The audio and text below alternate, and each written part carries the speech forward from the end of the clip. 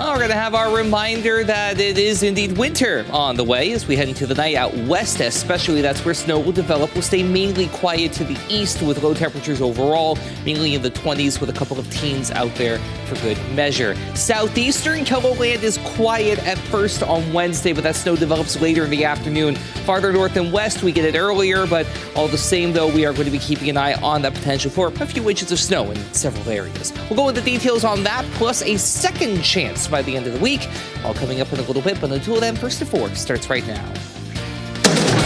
Live from KELOLAND Media Group, KELOLAND News, first at 4. No games this year for the Mitchell Legion baseball team, why organizers are making the call coming up. Plus, legislation in Iowa could allow teachers to carry guns in schools. A look at the bill and why some say it's a bad idea. Then a little later, showing support for the family of Moody County Deputy Ken Prorod. What a Sioux Falls restaurant is doing, coming up. Good afternoon, and thanks for tuning in to First at 4. I'm Don Jorgensen. And I'm Bridget Bennett. Just coming into our newsroom, a 24-year-old Sioux Falls man has pleaded guilty in the 2021 death of his 8-week-old baby. This afternoon, Dylan Castamore pled guilty to 1 count of first-degree manslaughter and 1 count of child abuse. Castamore will get at least 65 years in prison when he is sentenced. He faces a maximum of life behind bars. Tonight at 6, we'll take a look back at that case. Plus, we're going to hear from the prosecutor.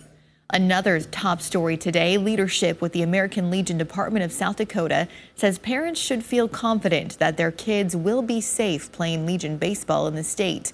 While the Mitchell Baseball Association has been suspended from Legion play, players who were a part of Mitchell's post-18 can play elsewhere. They have to follow the guidelines set out by the National Rule Book and the South Dakota Policy Manual.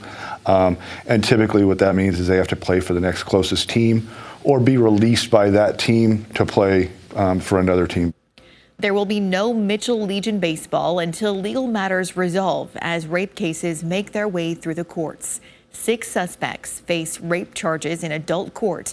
They were on Mitchell's varsity Legion team when the crimes allegedly happened in Rapid City during a June 2023 tournament. A county in southeast South Dakota is mourning the loss of a longtime leader in law enforcement. The Union County Sheriff's Office says that Sheriff Dan Limoges has died. He served Union County as the sheriff for 33 years and was in law enforcement for almost 40 years. He also served as the president of the South Dakota Sheriff's Association.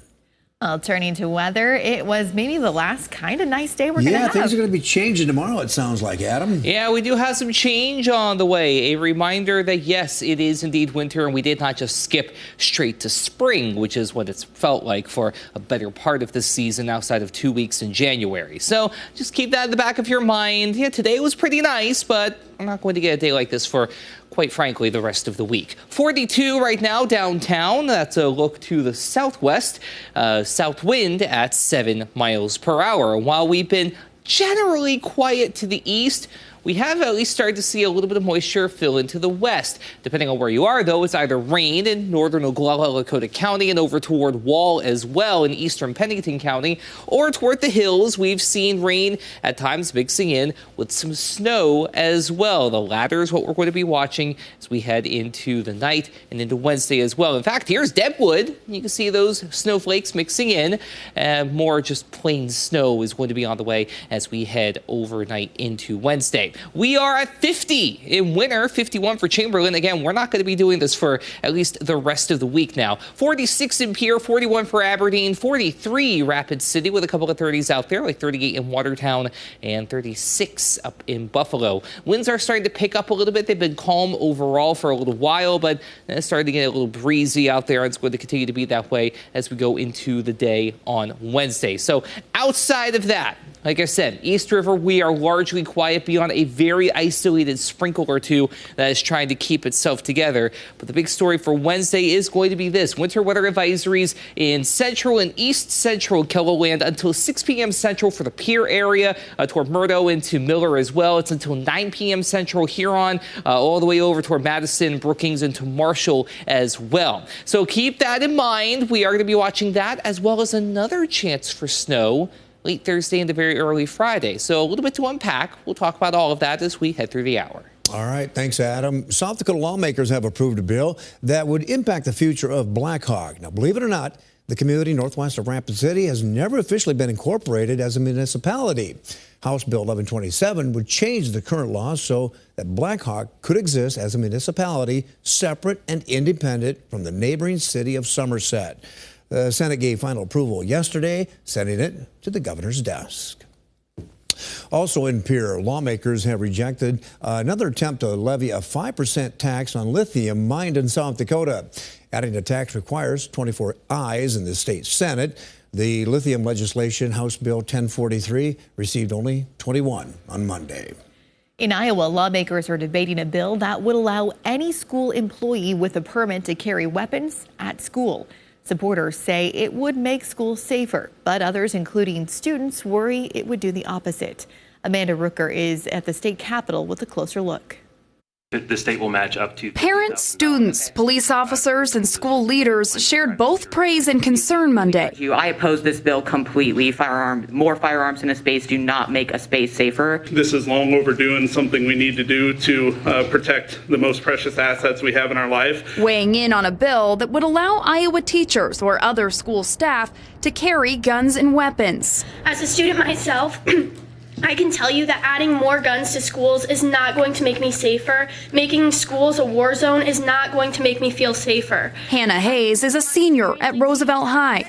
She says the bill would make her feel less safe at school. A study of every intentional school shooting from 1980 to 2019 found that there was no relationship between having an armed officer on the school grounds and the rate of injuries. After controlling for other factors, there were 3 times as many deaths and incidents with armed officers present. The more guns that are coming into the equation, the more volatility and the more risk there is of somebody getting hurt. Do you have kids? But David Smith, the superintendent of Spirit Lake School District, disagrees. Last year, his district allowed some school staff to carry guns, but their insurance threatened to drop coverage. We can't go another day, another month. When people say it's not going to happen to us, it just happened right here in Iowa, and it's going to happen again. And we're asking you to do everything you can to help us get the insurance that we need, put the safety measures in place that we need to make this happen. In the wake of last month's deadly shooting at Perry High School, Smith says Iowa schools need more protection immediately. The people who are carrying in our district love our kids, know our kids. They're willing to put their lives on the line to protect others, to protect kids that are not their own. All I'm asking is to give those people a chance to go home to their families, unlike the Perry principal. Because we know once the shooter is addressed, they engage with us, they stop killing people. They stop killing other people. That was Amanda Rooker reporting. House Study Bill 675 would also require larger school districts to employ a school security officer. Right now, the bill is still making its way through the committee process.